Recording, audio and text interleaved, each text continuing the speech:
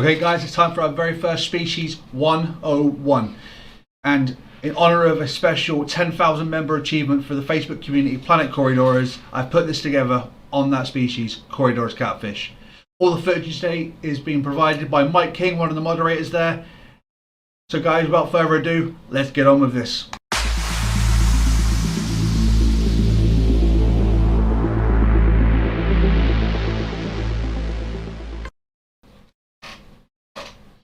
Okay guys, so let's talk about Corydoras. Now, Corydoras as a general overview encompasses a very wide range of species.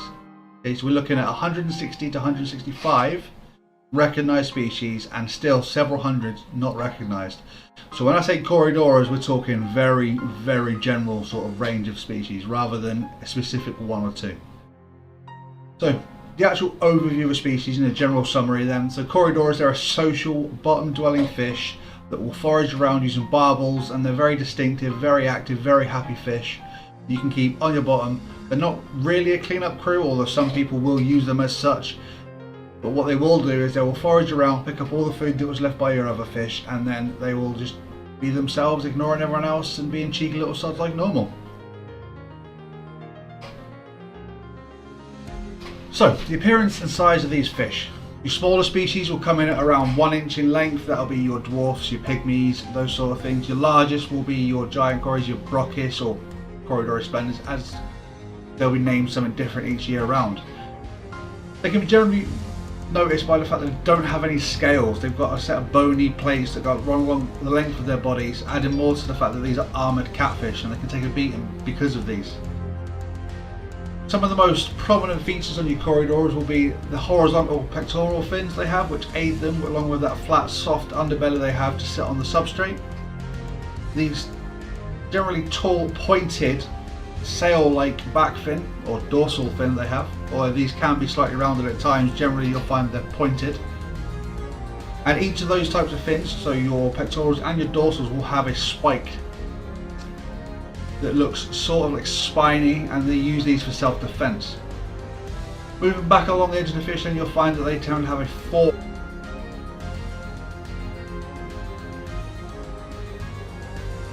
Prominent part of Corydoras, as everyone will probably say, is their barbels. They have 3 pairs of barbels that sit around the mouth, and these are soft, very soft organs that are used for foraging in amongst the substrate to find food.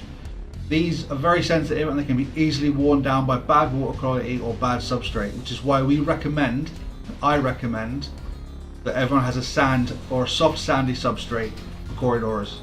It means they can get in there with a natural behaviour and use those barbels to dig around and find the food that they need.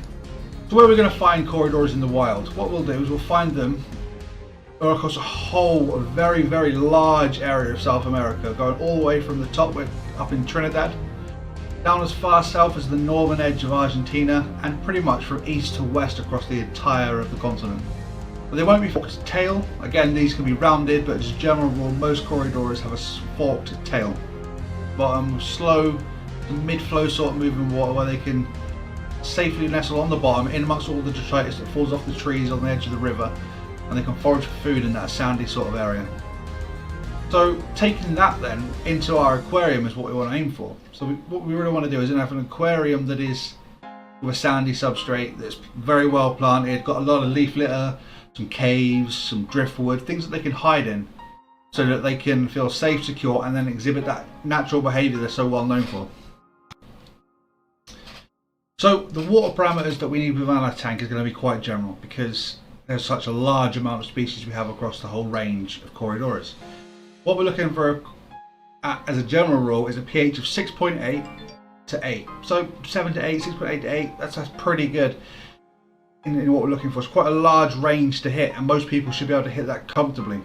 We're also looking for a temperature range of 21 to 27 degrees centigrade, or if you're in America, 70 to 80 degrees Fahrenheit.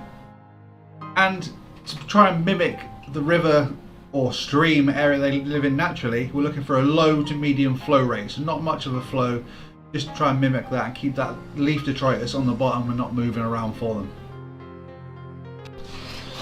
The tank sizes we're looking for are generally 50 litres plus, that'll be 13 US gallons, although some people can go as low as 30 litres or 10 US gallons, there or thereabouts, just to try and, if they have not much space, that's fine, but you don't want a large group in that sort of small aquarium.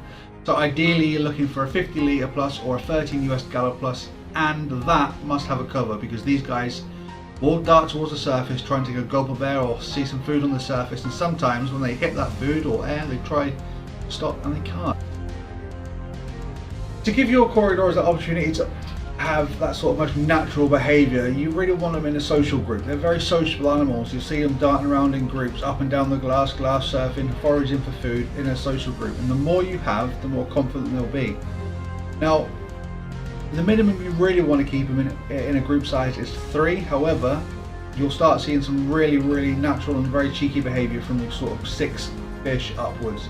The larger the group, the happier they'll be, and the better it'll be for your tank as well. So, the temperament of these fish is peaceful. In fact, incredibly peaceful. Some might say that they completely ignore all other occupants of the tank. Most of the time, they'll just spend their time foraging around, or hiding behind or under leaf detritus, or behind driftwood, and just completely keeping themselves to themselves.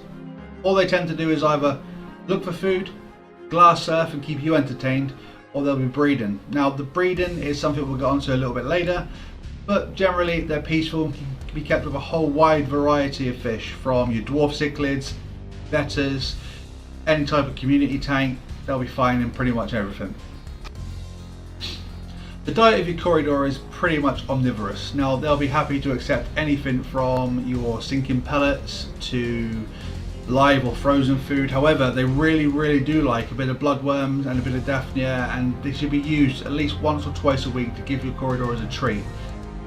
Your bloodworms or your high protein live foods are generally the food you want to use as well, to sort of condition these fish up to make them fat, get them full of eggs and get them ready to spawn. So limit that if you don't want them to spawn. However, once or twice a week should be ideal for your Corydoras to have that live or that frozen bloodworms, that daphnia, that sort of thing. The best thing I find with all Corydoras, as with all fish, is just to vary the diet. Don't give them the same thing over and over again, otherwise they become fat, they become plump. It will cause other sort of issues if you just feed them the same thing over and over again. Prominent behaviours of Corydoras within your aquarium. How will they behave so you know that they're happy, healthy and enjoying their life within your aquarium? Well, there's many different things they'll be doing. One, and most prominent of their behaviours, will be the foraging for food. You'll see them sifting through your sand, looking for food, and you'll see them stop every now and then, seem to be chewing on the food and then expelling it through their gills. This is what they do to sift their food, and they're sift feeders, which is why I recommend again sand rather than gravel as a substrate. Another thing you'll see them doing is they'll be surfing up and down the glass, and this is often referred to as playing, but they'll be doing it in a group generally, up and down the glass or up and down through the bubbles of your airline hose, which will generally be seen as a playful behaviour, and that's exactly what it is. There's nothing wrong with that. And finally, the other thing they'll be doing really is up and down your plants, looking at the bottom of plants, seem to be cleaning the leaves off, that sort of thing. And yet they do this generally around breeding time, when they start clearing off areas ready to lay eggs on. That's the 3 prominent behaviours I've found within my Corydoras, and there may be more. As a general rule, as long as your Corydoras is healthy, not overly breathing really fast, and doing one of these 3 things, they're generally healthy and happy. And this is the part that everyone dreads about keeping fish, those diseases that they can all get. And everyone knows there's a wide variety of diseases that affects pretty much all species of fish.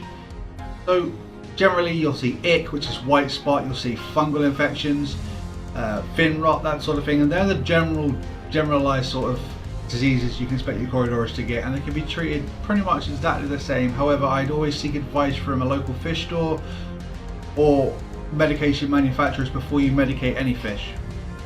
What I really want to talk about in Corydoras specifically is nitrate poisoning. Now, we all know nitrate, being the end of the nitrogen cycle, is a slow, toxic killer for fish. However, for Corydoras it has an added disadvantage.